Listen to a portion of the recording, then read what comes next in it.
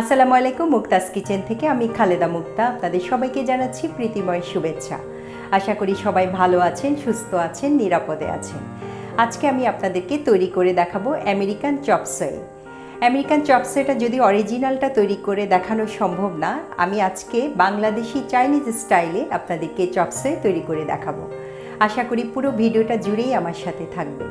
চলুন তাহলে আমেরিকান চপসই তৈরি করতে কি কি লাগছে উপকরণগুলো দেখে নিই এক নজরে। চপসই তৈরি করার জন্য এখানে নুডলস নিয়েছি, এদিকে আছে রসুন কুচি, পেঁয়াজ কুচি, চিনি, সয়া সস, রসুন বাটা, আদা বাটা, এখানে আছে ফিশ সস, আছে কর্নফ্লাওয়ার, এদিকে আছে গোলমরিচের গুঁড়ো, চিলি ফ্লেক্স, লবণ বাটা, 2 ধরনের ক্যাপসিকাম, চিকেন আছে, এদিকে আছে গাজর কুচি, টমেটো কেচাপ আর ভিনেগার। তাহলে মোটামুটি এই লাগছে আজকের রেসিপিতে। মূল প্রসেসে চলে গেলাম। এখানে একটা প্যানে পানি নিয়েছি, বেশি করে ডুবো পানিতে। পানিটা বলক আসলে এখানে আমি ম্যাগি নুডলস নিয়েছি। আপনারা চাইলে দোকানের যে কোনো ব্র্যান্ডের নুডলস দিয়ে তৈরি করতে পারবেন আজকের রেসিপিটি। আমার বাচ্চারা ম্যাগি নুডলস পছন্দ করে, সেজন্য আমি ম্যাগি নুডলস নিয়েছি, 2টো নিয়েছি। পানির বলক আসা পর্যন্ত অপেক্ষা করছি। বন্ধুরা, পানির বলক আসতে আসতে আমি যে কাজটা এখন করে নিব, আমি একটা সস বানিয়ে নিচ্ছি। সসটা আগে করে দেখাচ্ছি। এখানে আধা কাপ পানি নিয়ে নিলাম।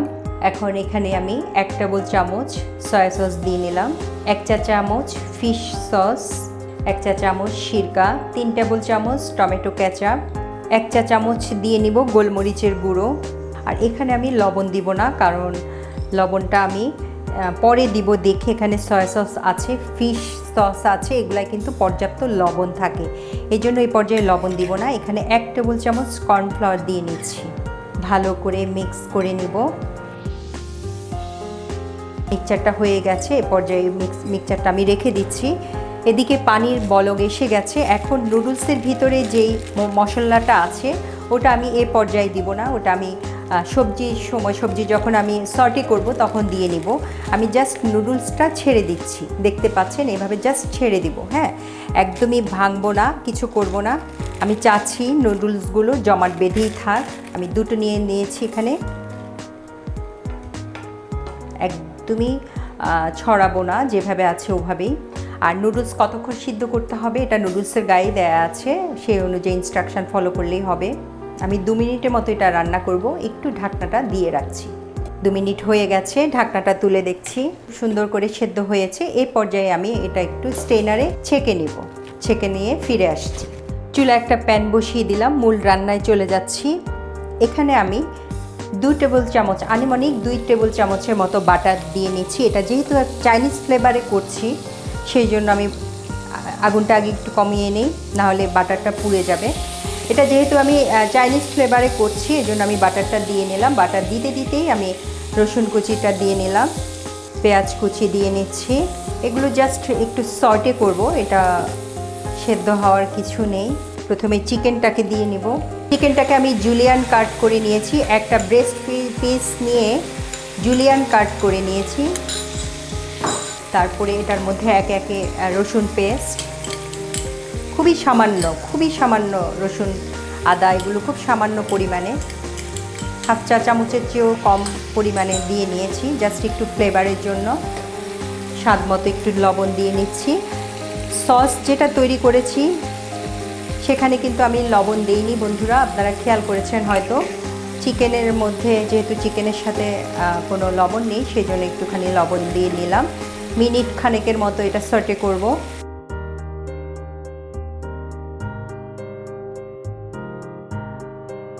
এই পর্যায়ে একটু গোলমরিচের গুঁড়ো দিয়ে নিচ্ছি, 1/2 চা চামচের মতো দিয়ে নিলাম। চিকেনটা হয়ে গেছে, এরপরে একে একে ভেজিটেবলগুলো দিয়ে নিচ্ছি। এখানে আমি গাজর কুচি দিয়ে নিলাম। আর আমি আজকে চিকেন দিয়ে করছি বন্ধুরা, আপনারা চাইলে এটার সাথে চিংড়ি মেশাতে পারেন, চাইলে মাশরুম দিতে পারেন, একেবারেই এটা নিজস্বতা, যে যেভাবে পছন্দ করে নিতে পারবেন, মানে এগুলো মেশানো যাবে। গাজরটা দিয়ে নিলাম, 1 মিনিটের মতো একটু নেড়ে চেড়ে নিচ্ছি। চুলার আগুনটা একটু হাই হিটে রাখছি। এখন মশলার গন্ধটা একেবারেই চলে গেছে। এই পর্যায়ে আমি যেই নুডলসের যে মশলাটা আছে সেই মশলাটা আমি এখন দিয়ে নিচ্ছি। খুব সুন্দর একটা টেস্ট হবে এতে, এটাও দিয়ে নিচ্ছি। এই পর্যায়ে ক্যাপসিকামগুলো দিয়ে নিচ্ছি। 2 ধরনের ক্যাপসিকাম আছে এখানে। এটাও জাস্ট মিনিট খানেকের মতো সটে করে নিব। এই পর্যায়ে কিন্তু চুলার আগুনটা হাই হিটে আছে। মিনিট খানেক হয়ে গেছে। এখন যে সসটা আমি রেডি করেছি সেই সসটা আমি দিয়ে নিচ্ছি। খুব সুন্দর একটা স্মেল পাচ্ছি বন্ধুরা। সাইড দিয়ে যেগুলো উঠে আছে ওগুলো একটু নামিয়ে দিতে হবে। আর এই সব কিছু উপকরণকে একেবারে সুন্দরভাবে টেস্ট নিয়ে আসার জন্য আমি এখানে 1 চা চামচ আর একটু দিয়ে নিই, 1 টেবিল চামচ দিয়ে নিলাম, মানে 2 চা চামচ, টোটাল 1 টেবিল চামচ চিনি দিয়ে নিলাম। হ্যাঁ, এই চিনিটা দেওয়ার ফলে কি হবে, এই যা যা উপকরণ আমি রান্না করেছি এতক্ষণ সবগুলোর মধ্যে একটা পরিপূর্ণ টেস্ট নিয়ে আসবে। চিনিটা দেওয়ার চেষ্টা করবেন অবশ্যই। এই পর্যায়ে লবণটা একটু দেখে নেবেন। হয়ে গেছে, মিক্সিংটা হয়ে গেছে খুব সুন্দর। এখন আমি পরবর্তী স্টেপে চলে যাচ্ছি। পরবর্তী স্টেপে চলে আসলাম। আমি একটু তেল দিয়ে নিচ্ছি, একটু লবণ দিয়ে নিলাম। এখন যেটা করব, আমি একটু ডিমটা ভেঙে দিচ্ছি, ডিম পোচ করে নিব।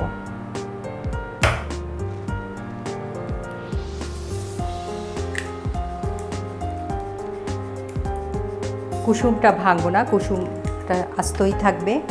কুসুমটাকে একটু মাঝখানে দেওয়ার চেষ্টা করছি, তাহলে দেখতে সুন্দর লাগবে।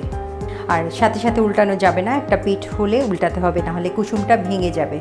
নিচটা কিন্তু ভালোভাবে হওয়ার জন্য অপেক্ষা করতে হবে, তা না হলে কিন্তু ডিমটা ভেঙে যাওয়ার সম্ভাবনা থাকবে। আমি ওয়েট করছি নিচটা যেন ভালোভাবে হয় সে পর্যন্ত। একটু ঢাকনা দিয়ে রাখছি, তেলের ছিটা যেন না আসে, উপরের অংশটাও যেন সেদ্ধ হয়ে যায়, দুটো কাজই হবে।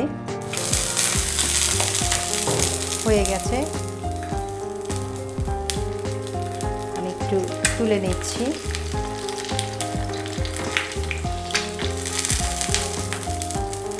দেখতে পাচ্ছেন এরকম হয়েছে। হ্যাঁ, এটা রেখে দিচ্ছি। এখন পরবর্তী স্টেপে চলে যাচ্ছি। পরের স্টেপে চলে আসলাম। এখানে দেখতে পাচ্ছেন ছোট্ট একটা ফ্রাই প্যান বসিয়েছি এবং তেলটা দিয়েছি সয়াবিন তেল, রান্নার যে রেগুলার তেল সেটা দিয়েছি, মানে পরিমাণে বেশি দিয়েছি। ডুবো তেলে যেন দেয়া যায় সেজন্য তেলটা পরিমাণের চেয়ে একটু বেশি দিতে হবে।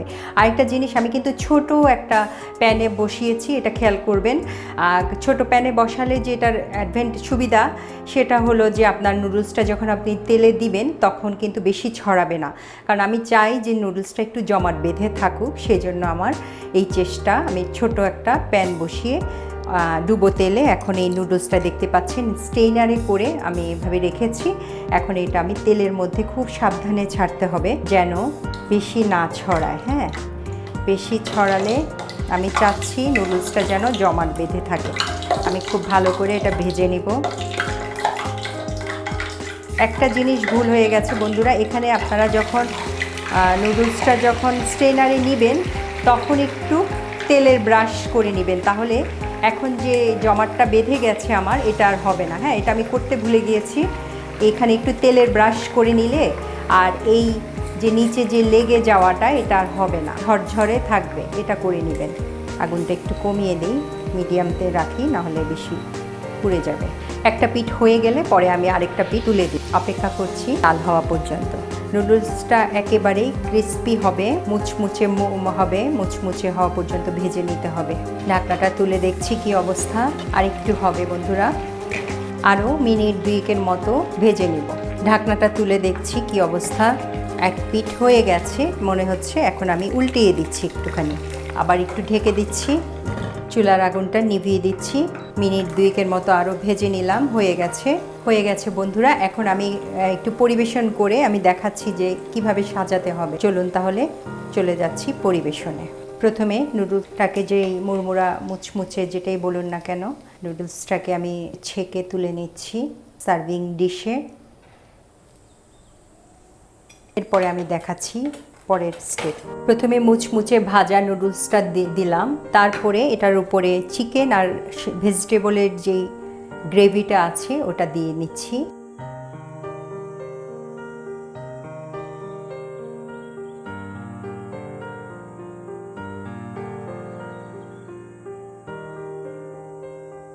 দিয়ে নিলাম। তার উপরে ডিম পোচটা দিয়ে নিচ্ছি, যেটা পোচ করে নিয়েছি মাঝখানে। তার উপরে একটুখানি গোলমরিচের গুঁড়ো দিয়ে নিচ্ছি। তার উপরে একটুখানি চিলি ফ্লেক্স দিয়ে নিচ্ছি, জাস্ট দেখার সৌন্দর্যের জন্য। এটা চাইলে দিতে পারেন, না চাইলে স্কিপ করতে পারেন। বন্ধুরা, তৈরি করে ফেললাম মজাদার ও ইয়াম্মি আমেরিকান চপসয়ে। একেবারে বাংলাদেশি চাইনিজ স্টাইলে আজকের রেসিপিটি আপনাদের সাথে শেয়ার করেছি। আশা করি আজকের রেসিপিটি আপনাদের ভালো লেগেছে। ভালো লাগলে লাইক, কমেন্ট এবং শেয়ার করতে ভুলবেন না। আর যারা এখনও আমার চ্যানেলটি সাবস্ক্রাইব করেননি, সাবস্ক্রাইব করে আমার পাশে থাকার অনুরোধ থাকলো। তো আজকে এই পর্যন্তই। সবাই খুব খুব ভালো থাকবেন, আমার জন্য দোয়া করবেন, আমার পরিবারের জন্য দোয়া করবেন। এতক্ষণ আমার সাথে থাকার জন্য সবাইকে অসংখ্য ধন্যবাদ।